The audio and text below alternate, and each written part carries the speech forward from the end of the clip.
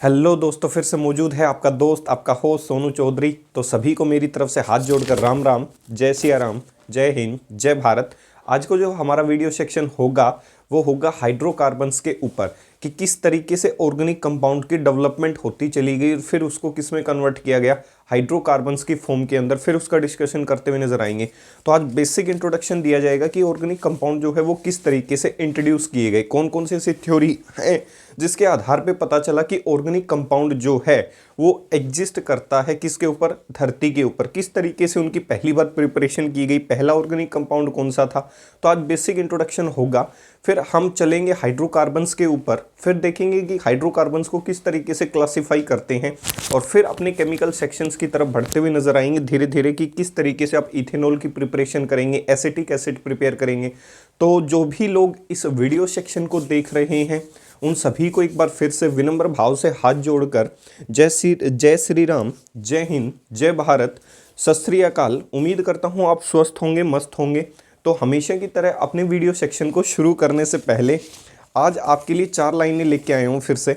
जब video section को ख़त्म करते हुए नजर आएंगे तो आपको दिखाया जाएगा कि किस तरीके से एक केमिस्ट्री का जो स्टूडेंट है वो अपने प्यार का इजहार करता है, और लास्ट में उसके साथ क्या हो सकता है वो भी आपको देखना है, ध्यान से देखना है कि किस तरीके से प्यार मोहब्बत करते हैं। और कईयों का प्यार मोहब्बत जो है वो गणित बन के रह जाता है। गणित को माना जाता है कि अच्छा खासा टफ सब्जेक्ट माना जाता है, तो कई बार कईयों का प्यार गणित बन के रह जाता है। तो उनके लिए 4 लाइनें पेश कर देता हूँ।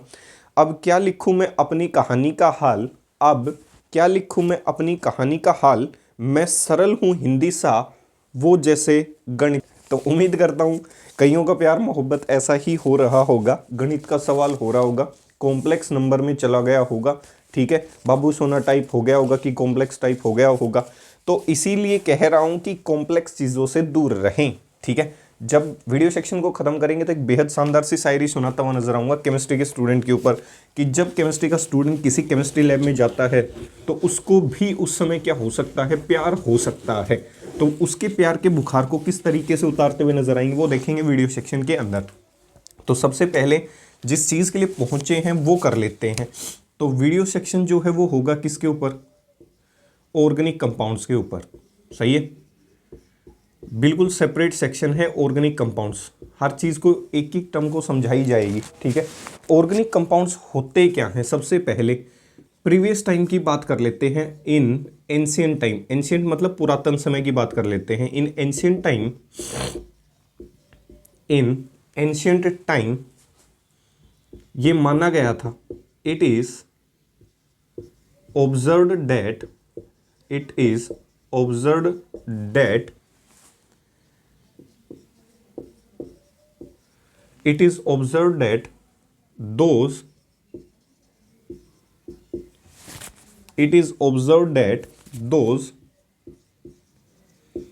components, it is observed that those components which are directly or indirectly, which are directly or indirectly, sorry भाई, which are directly or indirectly obtained from living organism। और वो लिविंग ऑर्गेनिज्म क्या माने गए थे उस समय, that is plant and animal,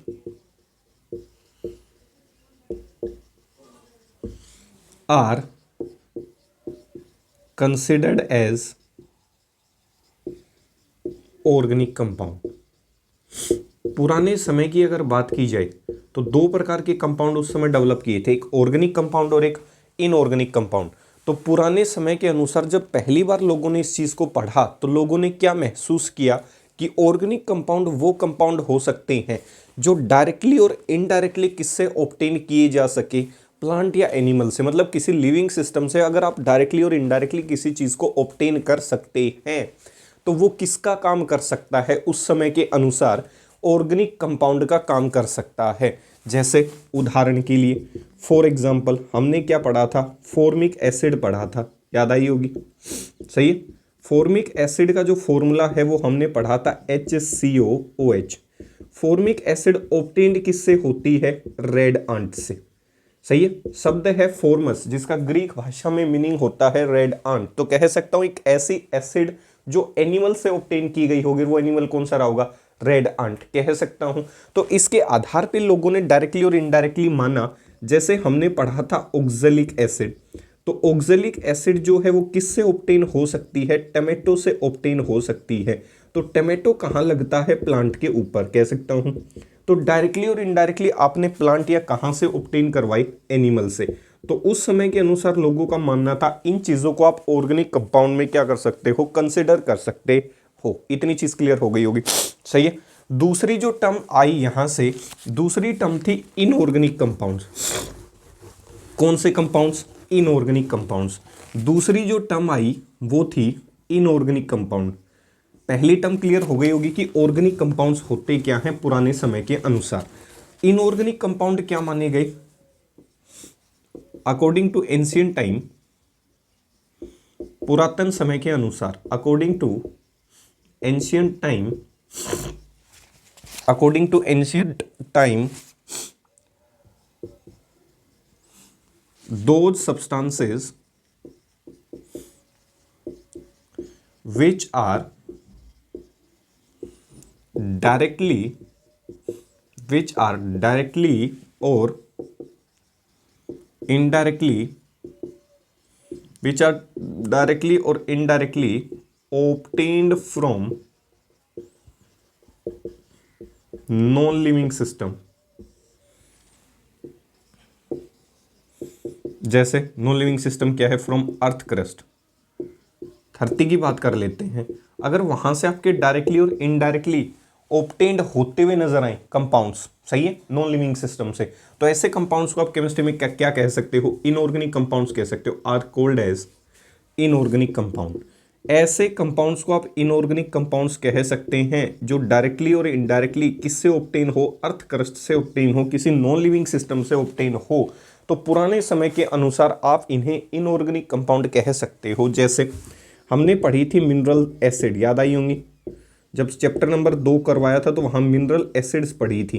तो ऐसी acid which are extracted from, क्या कह सकता हूँ, मिनरल्स या अर्थ क्रस्ट। जैसे हमने क्या क्या पढ़ी? HCl पढ़ी, नाइट्रिक एसिड पढ़ी, सल्फ्यूरिक एसिड पढ़ी, कह सकता हूँ। और भी बहुत सारे इनऑर्गेनिक कंपाउंड हैं। दूसरा एग्जांपल क्या कह सकता हूँ भाई? अर्थ क्रस्ट से क्या क्या ऑब्टेन हो सकते हैं? जिंक सल्फेट कह सकता हूँ, कॉपर सल्फेट कह सकता हूँ, आपका पोटाशियम नाइट्रेट कह सकता हूँ, सोडियम नाइट्रेट कह सकता हूँ।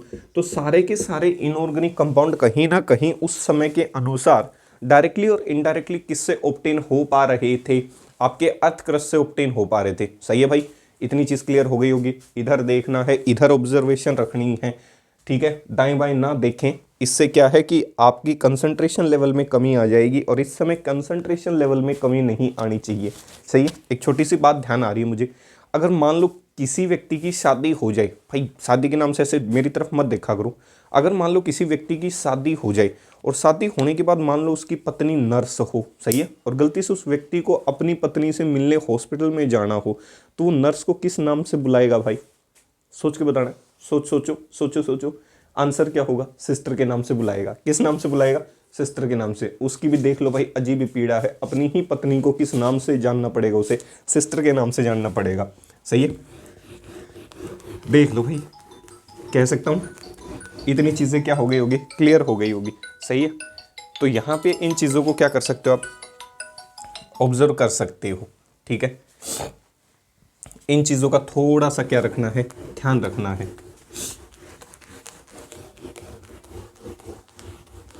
आपके साथ ऐसा ना हो, आपको अपनी पत्नी सिस्टर ना कही, तो इसीलिए कह रहा हूँ पढ़ लो थोड़ा सा। सही है, अब इतनी चीज़ क्लियर हो गई होगी। सही है, यहाँ तक कहानी समझ में। अब चलते हैं। पहली बार जो थ्योरीज डेवलप की गई, जिन्होंने बताने की कोशिश की कि हाँ ऐसी चीज़ें एग्जिस्ट कर सकती हैं, वो पहली थ्योरी थी, that is called vital force theory. कौन सी थ्योरी थी? Vital force theory. लगभग 1815 के आसपास आई। किसके द्वारा डेवलप्ड की गई? Developed by Berzelius. बर्जीलियस नाम का व्यक्ति था, उसके द्वारा डेवलप की गई। डेवलप्ड बाय बर्जीलियस इन 1815। सही है। कब डेवलप की गई? 1815 के आसपास डेवलप की गई, कह सकता हूँ। यहाँ तक ये चीज़ क्या हो गई होगी? क्लियर हो गई होगी। तो आप इस चीज़ को क्या कर सकते हो? ऑब्जर्व कर सकते हो कि किस तरीके से आप इन चीज़ों को क्या करवा सकते हो? ऑब्जर्व करवा सकते हो। देखो ध्यान से, तो ध्यान से देखना है। देखो भाई, क्षमा चाहूँगा बीच में भैया। डेवलप्ड बाय बर्जीलियस इन 1815। 1815 के आसपास बर्जीलियस ने एक थ्योरी डेवलप की। इस थ्योरी को किस नाम से जाना गया? वाइटल फोर्स थ्योरी के नाम से। अब इस थ्योरी में कहा क्या, स्टेटमेंट क्या थी इस थ्योरी की, वो ध्यान से सुनना है। एक बार आपको किताबी ज्ञान बता देता हूँ, फिर इसको एकदम ट्रांसलेट कर दूंगा। According to this theory, according to this theory for the preparation of according to this theory for the preparation of organic compound, किसी भी ऑर्गेनिक कंपाउंड, उस समय लोगों को पता चल गया था कि भाई ऑर्गेनिक कंपाउंड एग्जिस्ट कर सकते हैं, और लोगों का मानना था कि डायरेक्टली और इनडायरेक्टली जो चीज़ प्लांट या एनिमल से ऑब्टेन हो रही है उसे आप ऑर्गेनिक कंपाउंड कह सकते हैं। फिर जब इसको आगे पढ़ेंगे तो क्या अभी भी ऐसे ही ऑर्गेनिक कंपाउंड को डिफाइन किया जाता है? तो हम पढ़ेंगे modern definition of organic compound. ठीक है, तो फिलहाल पुराने इतिहास से लेके चल रहा हूं किसकी तरफ? नए इतिहास की तरफ कह सकता हूं। तो according to this theory for the preparation of organic compound some mysterious force is required. ये इंपॉर्टेंट शब्द है भाई इसमें। मिस्टीरियस का मतलब होता है अलौकिक शक्ति। According to this theory for the preparation of organic compound some mysterious force, उस मिस्टीरियस फोर्स को केमिस्ट्री में क्या कहा गया उसके द्वारा? Vital force. उस फोर्स को आप क्या कह सकते हो? Vital force. According to this theory for the preparation of organic compound some mysterious force, या फिर आप उसे वाइटल फोर्स कह सकते हो, some mysterious force is required, some mysterious force is required which is only present in living organism. भाई इसके अनुसार ये माना गया, ध्यान से सुनना है, ये क्या कहता है बर्जीलियस? उस समय 1815 के आसपास ये व्यक्ति पहुंचा। इस व्यक्ति का मानना क्या था? अगर आप किसी भी प्रकार का ऑर्गेनिक कंपाउंड बनाना चाहते हैं, सही है, तो किसी भी प्रकार का अगर आप क्या बनाना चाहते हो? Organic compound. इसने उस डेफिनेशन को सिद्ध करने की कोशिश की कि ये डेफिनेशन आई कहाँ से, प्लांट एनिमल ही क्यों कहा? तो इसने कहा कि अगर आप किसी भी प्रकार का ऑर्गेनिक कंपाउंड बनाना चाहते हैं तो उस ऑर्गेनिक कंपाउंड को बनाने के लिए एक मिस्टीरियस फोर्स या एक वाइटल फोर्स की आवश्यकता पड़ेगी, एक अलौकिक शक्ति की आवश्यकता पड़ेगी। और वो अलौकिक शक्ति या वो अलौकिक फोर्स सिर्फ किस में पाई जा सकती है? लिविंग ऑर्गेनिज्म में पाई जा सकती है। इसी कारणवश हमने कहा कि ऑर्गेनिक कंपाउंड वो होते हैं जो प्लांट या एनिमल से ऑब्टेन हुए होंगे। तो इस थ्योरी ने उस चीज़ को प्रूव करने की कोशिश की कि एक मिस्टीरियस फोर्स होती है भाई किसी भी ऑर्गेनिक कंपाउंड के डेवलपमेंट के लिए जो रिस्पॉन्सिबल होती है, और वो अलौकिक शक्ति सिर्फ किस में मौजूद होती है? लिविंग सिस्टम के अंदर मौजूद होती है। इसीलिए आप उसे इनडायरेक्टली और डायरेक्टली किससे ऑब्टेन नहीं करवा सकते? नॉन लिविंग सिस्टम से ऑब्टेन नहीं करवा सकते। तो ये थ्योरी कह के ये भाई साहब क्या कर गए? चले गए। इनके बाद एक महान व्यक्ति पहुंचे, डेट इज कॉल्ड वोलर। उन्होंने इस थ्योरी को गलत प्रूव करके दिखाया। सही है, तो इसका मतलब इस थ्योरी को near about 1828 this theory is completely discarded. पूर्ण रूप से गलत साबित पाया गया इस थ्योरी को। नियर अबाउट 1828, क्योंकि उस समय वोलर आ चुके थे। Near about 1828 this theory is completely discarded and have no significance. इतनी बुरी तरीके से डिस्कार्ड कर दिया गया कि इसका सिग्निफिकेंस भी नहीं है। कई किताबें तो इसको लिखती भी नहीं है आज के समय में। तो कह सकता हूं कि इसने ऐसे ही हवा में कुछ तीर छोड़ दिया और वो तीर क्या हो गया? सटीक लग गया। 10-12 साल ये थ्योरी खूब चली, लोगों ने कहा क्या बात है, क्या बात है, क्या है भाई, ऐसा ही होता है। कई बार सस्ती जो पब्लिसिटी होती है, लोगों ने कहा बड़ा महान काम कर दिया बर्जीलियस ने। तो आपका जो क्या था? वोलर, वो कोई एक्सपेरिमेंट कर रहा था, वो रिएक्शन मैं आपको दिखाऊंगा। उस एक्सपेरिमेंट को कर कुछ रहा था लेकिन एक्सपेरिमेंट हो कुछ और गया। तो उस एक्सपेरिमेंट के होने की वजह से उसको अंदाजा हुआ कि इस टेस्ट ट्यूब के अंदर एक कंपाउंड बना है जो किसकी तरह दिख रहा है, एक ऑर्गेनिक कंपाउंड की तरह दिख रहा है। तो उसने कहा भाई ये जो बातें कह रहे हैं बर्जीलियस से सारी झूठी हैं, क्योंकि मैंने ये कंपाउंड लैब में बना के दिखाया है। और लैब क्या कह सकते हो, एक आर्टिफिशियल सिस्टम है, मैन मेड सिस्टम है, कह सकता हूँ नॉन लिविंग सिस्टम है।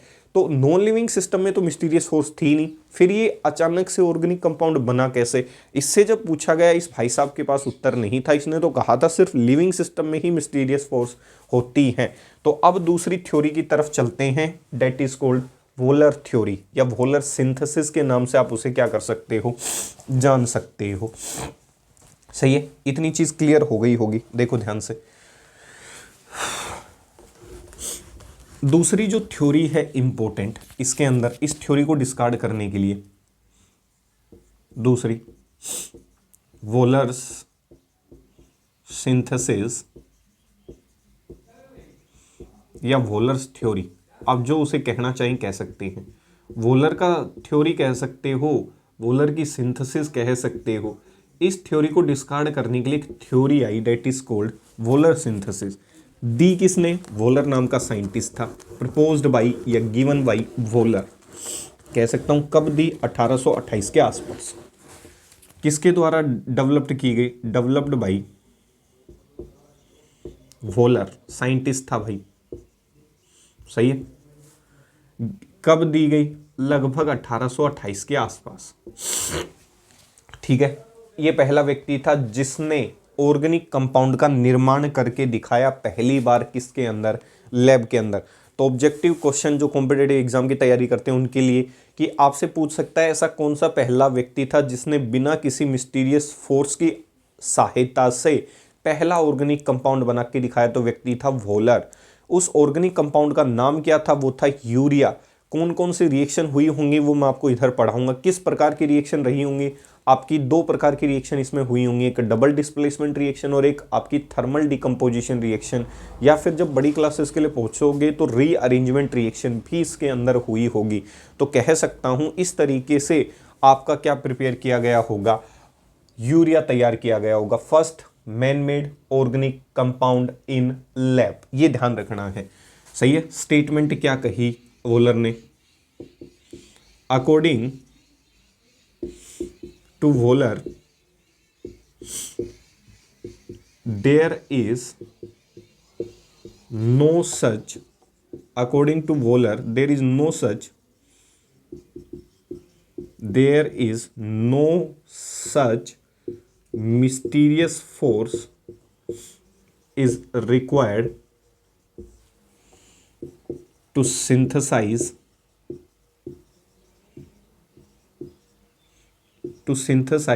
an organic compound. वोलर ने कहा भाई ऐसा जरूरी नहीं है कि किसी भी ऑर्गेनिक कंपाउंड को सिंथेसाइज करने के लिए मिस्टीरियस फोर्स की आवश्यकता हो, और वो मिस्टीरियस फोर्स सिर्फ लिविंग में ही मिले। सही है, ऐसा उसने क्या कर दिया? डिस्कार्ड कर दिया। According to Wohler there is no such mysterious force is required to synthesize an organic compound in living system.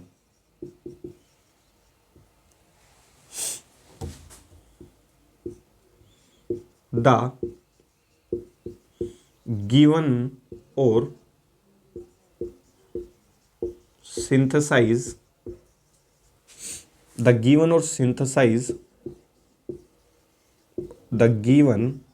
synthesize organic compound by Wöhler is produced. The given or synthesized organic compound by Wöhler is produced in labs where no such mysterious force is present. कह सकता हूं, इसने कहा according to Wohler there is no such mysterious force required to synthesize an organic compound in living system. उसने कहा जरूरी नहीं living system में ही वो मिस्टीरियस फोर्स हो और उस मिस्टीरियस फोर्स की आवश्यकता भी नहीं पड़ती लिविंग सिस्टम को। द गिवन और synthesize organic compound by Wohler is produced in lab where no such mysterious force is present. उसने पहला ऑर्गेनिक कंपाउंड लैब के अंदर बना के दिखाया जहां किसी भी प्रकार की कोई मिस्टीरियस फोर्स मौजूद नहीं थी। सही है। Waller was the scientist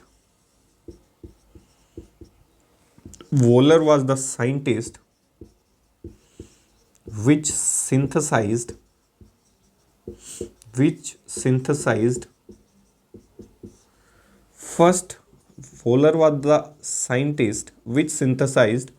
first organic compound in lab and named as urea. पहला ऑर्गेनिक कंपाउंड, पहला व्यक्ति जिसने ऑर्गेनिक कंपाउंड लैब में बना के दिखाया बिना किसी मिस्टीरियस फोर्स के, और उस ऑर्गेनिक कंपाउंड का नाम था यूरिया। ध्यान रखना है, पहला व्यक्ति जिसने ऑर्गेनिक कंपाउंड को बना के दिखाया और उस ऑर्गेनिक कंपाउंड का नाम था यूरिया, जो लैब में सिंथेसाइज किया गया बिना किसी मिस्टीरियस फोर्स की सहायता से। और जब लोगों को ये पता चल गया कि बिना किसी मिस्टीरियस फोर्स के आप ऑर्गेनिक कंपाउंड डेवलप कर सकते हैं, तो इसके पीछे पीछे बहुत सारे लोगों ने क्या करना शुरू कर दिया, काम करना शुरू कर दिया। जैसे इसके बाद एक व्यक्ति पहुंचा था, साइंटिस्ट पहुंचा था कोल्बे, जिसने आपका निर्माण करके दिखाया किसका, कार्बोक्सिलिक एसिड का। इसके बाद कौन सा व्यक्ति पहुंचा था, कोल्बे। सही है, उसने किसका करके दिखाया, आपके कार्बोक्सिलिक एसिड का निर्माण करके दिखाया। किसके अंदर, लैब के अंदर। अगर कोई पूछ लेता है तो कह सकता हूं। इसके बाद कौन पहुंचा, आपके वॉलर के बाद कोल्बे, जिसने एसिड आपकी किसका निर्माण करके दिखाया, कार्बोक्सिलिक एसिड का क्या करके दिखाया, निर्माण। ऐसे बहुत सारे साइंटिस्ट पहुंचे थे। इसके बाद एक साइंटिस्ट और भी पहुंचा था, बर्थोलेट। सही है, आपको ध्यान होता है तो बहुत अच्छा है, नहीं होता तो कोई बात नहीं। कोल्बे नाम का व्यक्ति पहुंचा किसके बाद, इनके बाद। उनको ये पता लग गया था कि आपका जो वॉलर है वो ये कह रहा है कि ऑर्गेनिक कंपाउंड का निर्माण करने के लिए कोई मिस्टीरियस फोर्स की आवश्यकता नहीं है, उसे आप किस में बना सकते हो, लैब में भी बना सकते हो। इतना अंदाजा होने के बाद लोगों ने ट्राई करना शुरू कर दिया लैब के अंदर ऑर्गेनिक कंपाउंड की प्रिपरेशन करना। तो जब प्रिपरेशन की तो उस समय कोल्बे भी आया, जिसने कार्बोक्सिलिक एसिड की प्रिपरेशन करके दिखाई। बर्थोलेट नाम का व्यक्ति था, वो भी पहुंचा, उसने मीथेन की प्रिपरेशन करके दिखाई। तो अलग अलग प्रकार के व्यक्तियों को पता चल गया कि भाई धीरे धीरे जो आपका वॉलर है उसने ये काम करके दिखाया था, तो क्यों ना हम भी ट्राई कर लें, क्या पता हो कोई ऑर्गेनिक कंपाउंड किसमें सिंथेसाइज किया जा सके, लैब में। तो इस थ्योरी को पूर्ण रूप से डिस्कार्ड कर दिया गया, वाइटल फोर्स थ्योरी को, किसके द्वारा, वॉलर के द्वारा। एक बहुत बड़ी अचीवमेंट कह सकता हूं, जिसके बाद लोगों को पता चला कि इस तरीके से अलग अलग प्रकार के ऑर्गेनिक कंपाउंड आप कहां बना सकते हैं, लैब के अंदर बना सकते हैं। सही है, तो ये तो कुछ बेसिक इंफॉर्मेशन थी। अब क्वेश्चन ये, जो पहला ऑर्गेनिक कंपाउंड बना था वो था यूरिया, जो किसके द्वारा बनाया गया, आपके वॉलर के द्वारा। फॉर्मूला होता है NH2CO NH2, ध्यान रखना है, ठीक है। कई किताबें इसे ऐसे भी लिख देती हैं NH2CO NH2, तो घबराने की आवश्यकता नहीं है, आप कह सकते हो कि ये इस तरीके से लिखा जा सकता है, ठीक है। यूरिया रहा होगा। अब क्वेश्चन ये बना कैसे होगा, तो मैं दिखा देता हूँ सिंथेसिस रिएक्शन इसकी। सही है, कि किस तरीके से ये सिंथेसिस रिएक्शन हुई होगी, तो ध्यान से देखना है। When an aqueous solution of ammonium chloride,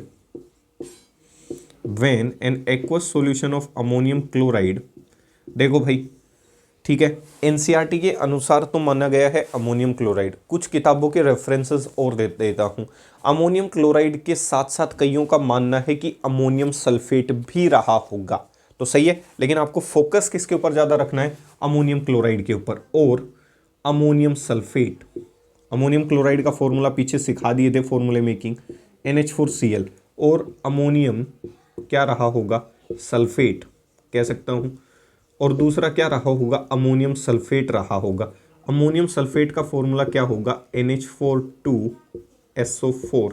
पीछे सिखाए थे अमोनियम एक से ज़्यादा एटम है, ब्रैकेट लगा दो, चार्ज कितना +1। सल्फेट एक से ज़्यादा एटम है, ब्रैकेट लगा दो, चार्ज कितना -2। जब ब्रैकेट एक से मल्टीप्लाई होता है तो आपको क्या करना है, ब्रैकेट हटा देना है। तो ऐसे फॉर्मूले मेकिंग पीछे सिखाई थी, कह सकता हूँ। तो इसने क्या कहा कि आप क्या कर सकते हो, एक्वस सॉल्यूशन ले लो, अमोनियम क्लोराइड का ले लो या फिर अमोनियम सल्फेट का, उसको ट्रीट कर दो। Is treated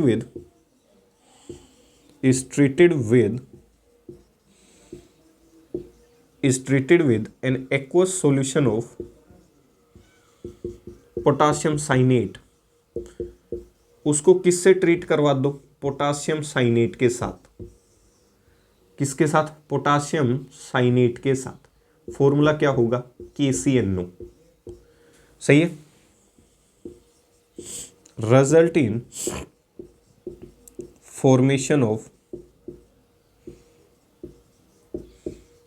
in formation of ammonium cyanate. जब इनकी रिएक्शन आपस में होगी तो क्या बनाएंगे, अमोनियम साइनेट। टेंशन मत लो, बन क्या रहे हैं, ये मेरा काम है आपको बताना, कोशिश करना। सही है। Result in formation of ammonium cyanate along with potassium salt, और साथ में क्या बने होंगे, पोटाशियम के सोल्ट बने होंगे। सही है। आफ्टर दिस, इसके बाद स्टेप नंबर 2। सही है। एक बार थ्योरी लिख लो, थ्योरी में जो इजेमार है एक बार इनको लिख लो, फिर ट्रिक मैं बता दूंगा। सिर्फ रिएक्शन देखनी है और रिएक्शन के आधार पे थ्योरी छाप देनी है। सही है। साइंस वो भाषा होती है जो आप अपने द्वारा लिख सकते हो, बशर्ते आपको एग्जाम्पल पता होना चाहिए। तो सिर्फ काम की चीज है एग्जाम्पल, इसको देख के घबराने की आवश्यकता नहीं है कि ये क्या लिख दिया। छोटा करना मेरा काम है, वो देखो ध्यान से। आफ्टर, इसके बाद आफ्टर दिस स्टेप, इस स्टेप के बाद अमोनियम साइनेट को हीट किया गया।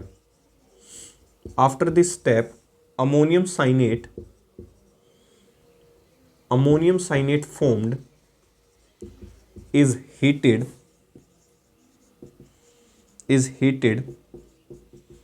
It will rearranged. हीट करने की वजह से उसके अंदर क्या हो गई, रीअरेंजमेंट। सही है। After this step ammonium cyanate formed is heated it will rearranged to form urea. तब जाके क्या बना होगा, यूरिया बना होगा। सही है। देखना है क्या कहा, इस रिएक्शन को ध्यान रखना है कि किस तरीके से आपने यूरिया की प्रिपरेशन की होगी। सही है। एक बार देख लो, ढंग से देख लो इस चीज को कि क्या कहा है। सही है। इस तरीके से पहला स्टेप, हमने ये जो स्टेप था, ये कौन सा स्टेप था, पहले स्टेप को लिख देते हैं रिएक्शन के माध्यम से। उसने कहा कि चाहे अमोनियम क्लोराइड का एक्वस सॉल्यूशन हो या अमोनियम सल्फेट का, दोनों ही दिखा दूंगा मैं, उसको पोटाशियम साइनेट से ट्रीट करना है। सही है। उसको किससे ट्रीट करना है, पोटाशियम साइनेट से। देखो ध्यान से,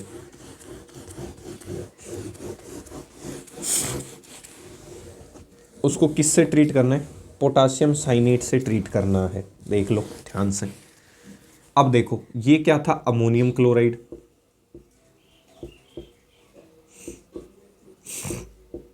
और ये क्या है, पोटाशियम साइनेट। ध्यान से देखो, अमोनियम क्लोराइड में NH4+ होता है, इधर लिख लो। Cl क्या होता है, माइनस। पोटाशियम साइनेट में K+ होता है, CNO क्या होता है, माइनस, कह सकता हूं। तो देखो प्लस है तो ये इसके साथ जुड़ जाए, और ये माइनस है तो ये इसके साथ, कह सकता हूँ। प्रोडक्ट क्या बना होगा, NH4 CNO बना होगा, प्लस क्या बना होगा, KCl। इसी को हमने क्या कहा था, अमोनियम साइनेट। याद आया।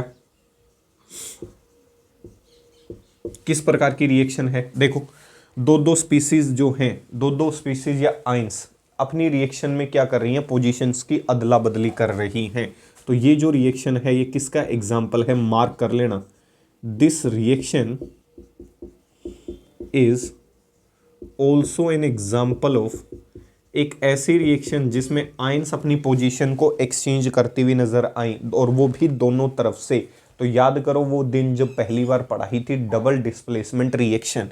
तो this reaction is also an example of double displacement reaction, double displacement reaction, जिसमें आयंस की क्या हो रही है, exchange, exchange of ions, exchange of ions from both the sides. सही है। This reaction is also an example of double displacement reaction, और double displacement reaction का दूसरा नाम और बता देता हूं, और also called as metathesis reaction, metathesis reaction. Double displacement reaction को आप दूसरे नाम से भी नवाजित कर सकते हैं। Double displacement reaction is also called as metathesis reaction. कौन सी रिएक्शन, मेटाथेसिस। तो ऊपर दिया गया जो एग्जाम्पल है उससे यूरिया तो बने ही बनेगी, साथ साथ एडिशनल क्वेश्चन ये हो गया कि दिया गया जो ऊपर उदाहरण है यूरिया की प्रिपरेशन के लिए जो पहला स्टेप है वो डबल डिस्प्लेसमेंट का हिस्सा है, तो क्वेश्चन आ सकता है पेपर के अंदर। स्टेप नंबर 2, दूसरा स्टेप क्या कहता है, जो भी आपकी अमोनियम साइनेट बनी थी NH4CnO, अमोनियम साइनेट, इसी को इज MR लगा के मैंने आंसर बनाया था। अमोनियम साइनेट को आपने क्या कर दिया, हीट, और हीट करने की वजह से उसके अंदर क्या हो गई, रीअरेंजमेंट। रीअरेंजमेंट बड़ी क्लासेस में पढ़ाएंगे, सही है। रीअरेंजमेंट होकर वो किस में कन्वर्ट हो गया, NH2CO NH2। इस तरीके से किसकी प्रिपरेशन हुई होगी, पहली बार लैब के अंदर यूरिया की सिंथेसिस हुई होगी। लैब के अंदर पहला ऑर्गेनिक कंपाउंड जो लैब में बनाया गया होगा, first organic compound synthesize in lab, first organic compound synthesize in lab, जिसका नाम था यूरिया। ठीक है, बड़ा इंपॉर्टेंट क्वेश्चन है भाई, बड़े इंपॉर्टेंट से, बड़े ध्यान से देखना है इस चीज को कि पहला सिंथेसाइज जो ऑर्गेनिक कंपाउंड रहा होगा वो क्या रहा होगा, यूरिया रहा होगा। किस तरीके से आप उसको क्या कर सकते हो, बना सकते हो।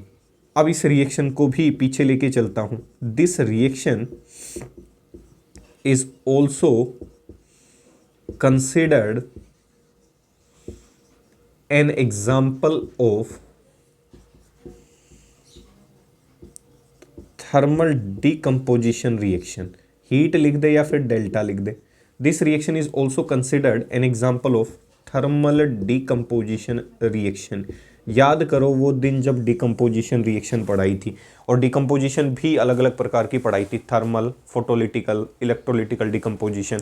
तो किसी चीज़ को हीट किया जाए, डिकम्पोज किया जाए, कह सकता हूँ एक ही सब्सटेंस को एक से ज़्यादा कंपोनेंट फॉर्म में तोड़ा जाए, तो उस चीज़ के लिए आप इस रिएक्शन को किस नाम से नवाजित कर सकते हो, डिकम्पोजिशन रिएक्शन के नाम से नवाजित कर सकते हो। और डिकम्पोजिशन में भी स्पेसिफाई कर दिया पेपर में, अगर ये रिएक्शन कहीं भी दिखे तो it is an example of decomposition. Specific पूछे कौन से डिकम्पोजिशन, तो it is an example of A thermal decomposition reaction. तो उम्मीद करता हूँ यहाँ तक ये चीज़ पूर्ण रूप से क्या हो गई होगी, क्लियर हो गई होगी। सही है, यहाँ तक चीज़ों में किसी भी प्रकार का क्या नहीं होना चाहिए, कोई डाउट नहीं होना चाहिए। तो पहला जो छोटा सा सेक्शन था वो उम्मीद करता हूँ यहाँ तक आपको क्लियर हो गया होगा कि ऑर्गेनिक कंपाउंड को किस तरीके से पुराने इतिहास में किस तरीके से माना गया, प्रिपेयर किया गया। कल का जो वीडियो सेक्शन होगा वो हम लेके आएंगे modern definition of organic compound. क्या हम अभी भी इस डेफिनेशन से काम चला सकते हैं क्या?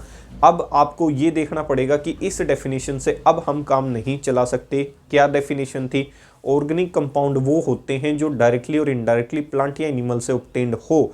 लेकिन जब पहली बार लैब में ये कंपाउंड बन गया तो लोगों ने कहा भाई ये डेफिनेशन अब कुछ सूटेबल नहीं है, तो इस डेफिनेशन को परिवर्तित किया गया और नई डेफिनेशन को डेवलप किया गया, जिसके आधार पे अगला वीडियो सेक्शन डाला जाएगा, कह सकता हूं। तो modern definition of organic compound, और उसी में पढ़ेंगे हम क्लासिफिकेशन ऑफ ऑर्गेनिक कंपाउंड कि किस तरीके से आप ऑर्गेनिक कंपाउंड को क्लासीफाई करेंगे, और छोटी छोटी जो बेसिक टर्म्स होंगी जो आपके IUPAC नोमेनक्लेचर में काम आएंगी उनको क्लियरिफाई करते हुए नजर आएंगे। ठीक है, उम्मीद करता हूं ये यहां तक सेक्शन आपको क्लियर हुआ होगा। तो हमेशा की तरह जाने से पहले आपके सामने 4 लाइनें पेश कर देता हूं, ध्यान से देखना है वो 4 लाइनें क्या कहती हैं भाई। वो आपके लिए 4 लाइनें केमिस्ट्री के स्टूडेंट्स के लिए होती हैं, ध्यान से सुनना है। कईयों को केमिस्ट्री से बड़ी दिक्कत हो जाती है, प्यार मोहब्बत भी होता है, ऐसा नहीं है केमिस्ट्री वालों को प्यार मोहब्बत नहीं होता। ध्यान से सुनना है, ना ये केमिस्ट्री होती, ना मैं स्टूडेंट होता, ना ये लेबोरेटरी होती, ना ये एक्सीडेंट होता। कल प्रैक्टिकल में नज़र आई लड़की, सुंदर थी, नाक थी उसकी टेस्ट ट्यूब जैसी, बातों में उसकी ग्लूकोज का मिठास था, सांसों में एस्टर की खुशबू थी, आंखों में झलकता था कुछ इस तरह उसका प्यार, बिन पिए हो जाता था अल्कोहल का खुमार, बेंजीन सा होता था उसकी उपस्थिति का एहसास, अंधेरे में होता था रेडियम का आभास, नज़रें मिली रिएक्शन हुई कुछ इस तरह प्यार का प्रोडक्शन हुआ, लगे उसके घर के चक्कर जैसे उस दिन हमारे टेस्ट का कंफर्मेशन हुआ, जब उसके डैडी से हमारा इंटरेक्शन हुआ, सुनकर हमारी बात वो उछल पड़े इग्निशन ट्यूब में जैसे, सोडियम भड़क उठे, बोले होश में आओ, पहचानो अपनी औकात, आयरन मिल नहीं सकता कभी गोल्ड के साथ। यह सुनकर टूटा हमारा अरमान, भरा बीकर और हम चुप रहे बेंजल्डिहाइड का घूंट पीकर। अब उसकी यादों के सिवा हमारा काम चलता न था और लैब में हमारे दिल के सिवा कुछ जलता न था। जिंदगी हो गई असंतृप्त हाइड्रोकार्बन की तरह और हम फिरते हैं आवारा हाइड्रोजन की तरह। तो देख सकते हो भाई किस तरीके से केमिस्ट्री वालों को प्यार हुआ लैब के अंदर। सामने वाले ने एक इम्पोर्टेंट लाइन कही कि आप लोहे हो और मेरी बेटी गोल्ड है, और लोहे और गोल्ड की कोई भी रासायनिक अभिक्रिया संभव नहीं है। बेचारे ने बहुत सारे चक्कर भी लगाए उसके घर के चारों तरफ, एक इलेक्ट्रॉन की तरह, वो थी न्यूक्लियस की तरह, हम ठहरे इलेक्ट्रॉन की तरह कह सकता हूँ। तो न्यूक्लियस के चारों तरफ चक्कर लगाता है एक इलेक्ट्रॉन, तो उस अट्रैक्शन के चक्कर में ना बेचारे का काम बना, ठीक है। और उसके पिता ने कहा अपनी औकात को पहचानो। तो देख सकते हो भाई रिएक्टिविटी सीरीज़ के अनुसार उसके पिता ने जो बात कही वो एकदम सही है। बेंजल्डिहाइड का घूंट पीकर वाली जो बात है वो भी एकदम सही है। असंतृप्त का मतलब होता है आपके अनसेचुरेटेड कंपाउंड, वो बात भी सही है। हाइड्रोजन की पोजीशन आज तक डिस्कवर नहीं हुई है तो बेचारा वो भी आवारा घूम रहा है, तो वो बात भी पूर्ण रूप से क्या है, सही है। तो मिलते हैं अगले वीडियो सेक्शन में इसी एनर्जी के साथ, इसी जोश के साथ। अगर चीज़ें पसंद आती हैं चीज़ों को लाइक करें, शेयर करें, सब्सक्राइब करने में कंजूसी ना करें, ठीक है। मिलते हैं वीडियो सेक्शन में, तब तक के लिए आपके प्यार के लिए सदा आभार रहेगा। तो मिलते हैं अगले सेक्शन में। जय हिंद, जय भारत।